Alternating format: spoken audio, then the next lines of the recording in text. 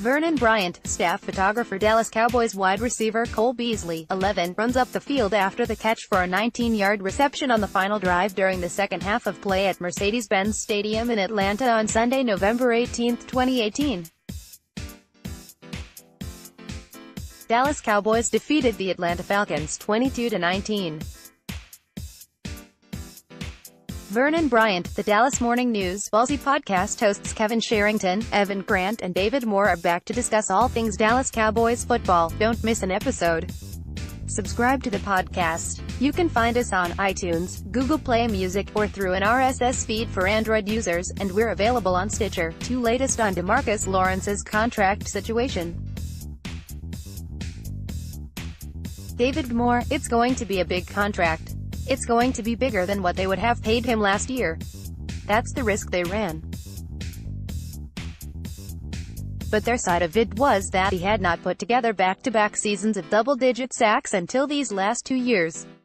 He had not been able to stay on the field for an entire season in back-to-back years. So he was able to do that. They want to reward him. They want to keep him going forward. But like anything, how do they feel that reward should be versus how he views that reward should be? I think they will make him a very lucrative contract offer. Will it be enough to get this done by March 5th? It's really difficult to say right now. This contract is going to go over $100 million, there's no question. Kevin Sherrington, he's not going to get surgery on his torn labrum until he receives a contract, right? More, those are the indications.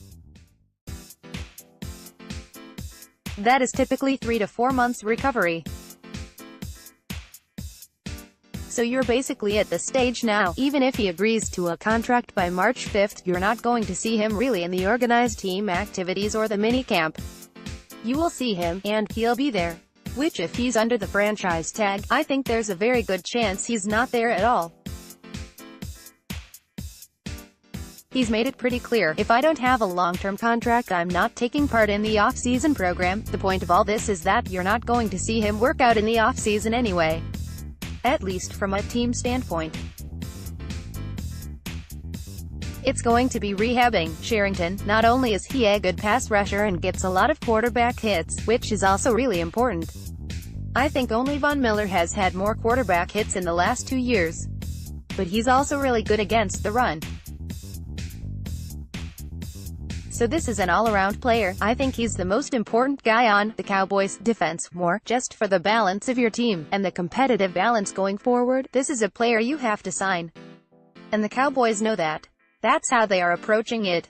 I think it will get done. I'm not so sure it'll get done by March 5th. Cowboys free agents who are most likely leaving. Sherrington, I'm going to say, Cole Beasley and David Irving are the two most prominent players who will not be back. More, the club has no intentions on bringing back David Irving at this point. Cole Beasley, I think there is going to be some interest out there. I don't think the interest will be at the financial level that he expects. And if it's not, I do see him coming back here. Much like Terrence Williams a couple years ago, who on Monday was released. If you lose Cole Beasley, now suddenly you're looking at it, really your only productive receivers are Amari Cooper and Michael Gallup. And you have a decision with Allen Hurns, who had that horrendous injury in a playoff game. Sherrington, when will he be able to come back? More, well, you're looking at probably training camp.